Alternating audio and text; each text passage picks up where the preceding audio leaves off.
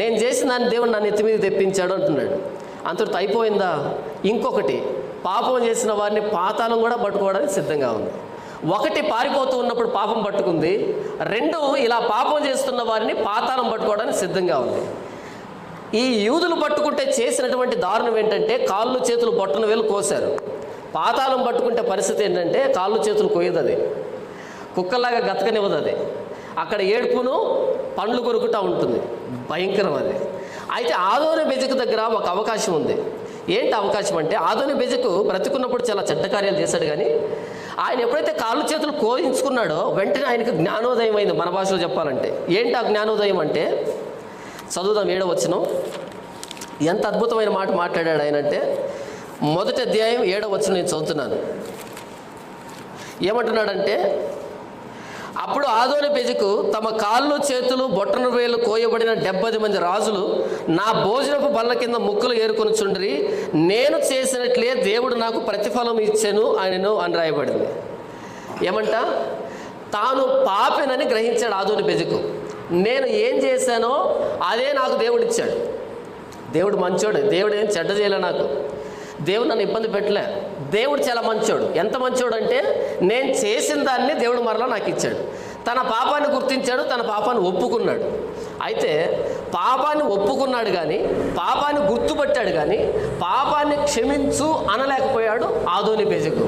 మరొకసారి చెబుతున్నాను, చనిపోయేటప్పుడు నేను పాపిని అని గుర్తుపట్టాడు ఆదోని బెజకు.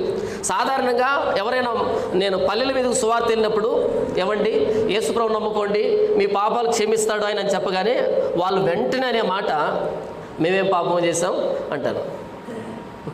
వెంటనే మేమేం పాపం చేసాం అంటారు. నిన్న ఒక ఆయనతో మాట్లాడుతుంటే ఆయన అంటున్నాడు నాతో, మేము మరీ అంత పెద్ద పెద్ద పాపాలు ఏం చేయటం లేదండి అంటున్నాడు.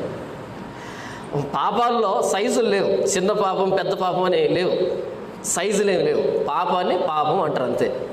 చిన్న పాపం పెద్ద పాపం ఇలాంటి ఏమీ లేవు. యేసుప్రభు అన్నాడు, ఒక స్త్రీని మోహపు చూపు చూస్తే ఎంత పాపమో, వ్యభిచారం చేస్తే అంతే పాపం అన్నాడు. అంటే ఒక మోహపు చూపుని ఒక తక్కిళ్ళలో, వ్యభిచారాన్ని ఒక తక్కిళ్ళలో పెడితే ఏది బరువు ఎక్కువ దుగుతుందంటే రెండు సరి సమానంగా దుగుతాయి, సరి సమానంగా వస్తాయి రెండు. ఓ వ్యభిచారం ఒక తక్కిళ్ళలో పెట్టినా, మోహపు చూపును ఒక తక్కిళ్ళలో పెట్టినా రెండు సమానంగా దుగుతాయి. మనం ఏమనుకుంటాం, చూపే కదా అని వదిలిపెట్టేస్తాం. కానీ దేవుడి తక్కిళ్ళలో రెండు సమానంగా దుగుతాయి. వ్యర్థుడా అని తిడితే ఎంత పాపమో, ఒకరిని కత్తి తీసుకొని పొడిచినా అంతే పాపమని యేసుప్రభు చెప్పాడు. దేవుడి మీద ప్రమాణం చేసి మోసం చేస్తే ఎంత తప్పో, ఒట్టు పెట్టుకున్నా అంతే పాపం అని చెప్పాడు యేసుప్రభు. కనుక దేవుడి తక్కిళ్ళలో పెద్ద పాపాలు చిన్న పాపాలు అనేటి లేవు. పాపము పాపమే. ఆదాము ఈ పండు తినొద్దు అన్నాడు. ఏమవుతుంది, అన్ని వేల చెట్లలో ఒక చిన్న పండు తింటే దేవుడికి వచ్చిన నష్టం ఏంటి? ఏ నష్టం లేదుగా. నరహత్య చేయొద్దు అని చెప్పిన అదే నోటితో వ్యర్థుడా అనొద్దు అన్నాడు. నోరు ఒకటే, పదాలు వేరే. వ్యర్థుడా అనొద్దు అన్న నోరు అదే, నరహత్య చేయొద్దు అన్న నోరు అదే. మనకి ఒకటి చిన్న పదం ఒకటి పెద్ద పదం కనిపించి ఇది పెద్ద పాపం ఇది చిన్న పాపం అనుకుంటున్నా కానీ రెండింటినీ పలికిన నోరు మాత్రం ఒకటే, అది దేవుడు. మొత్తం ధర్మశాస్త్రం 613 ఆజ్ఞలు ఇచ్చింది ఆయనే, ఆదాముతో ఈ పండు తెంపొద్దు అని చెప్పింది ఆయనే. రెండు సమానమే. ఎందుకంటే దేవుడు మార్పు ఉంటే మనలో పాపంలో మార్పు ఉండేది. దేవుడు ఒక్కడే కనుక, ఉచ్చరించింది ఆయన కనుక పాపం రెండు సమానమే, పెద్దది చిన్నది లేదు. మేము పెద్దగా పాపాలు ఏం చేయటం లేదండి అన్నారు. వెళ్ళి చూడండి ప్రపంచంలో మేమేం పాపం చేసాం? 10 మందికి భోజనం పెట్టాం, ఒకరు బాధపడుతుంటే చూడలేకపోయాం, వాళ్ళకు సహాయం చేసాం, వీళ్ళకి సహాయం చేసాం, వారిని చేరదీసాం, వీరిని చేరదీసాం, అది చేసాం ఇది చేసాం అని చెప్పుకొస్తారు.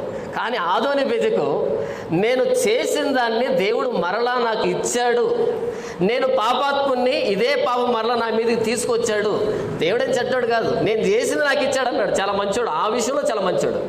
అయితే ఆదోని బెజకు ఎక్కడ మిస్ అయిపోయాడంటే, అదే నోటితో నన్ను క్షమించు అనలేకపోయాడు ఆదోని బెజకు. ఎందుకు క్షమించు అని అనలేకపోయాడంటే, ఆదోని బెజకు నమ్ముకున్నటువంటి దేవుడు సైన్యములకు అధిపతి అయిన యెహోవా కాదు.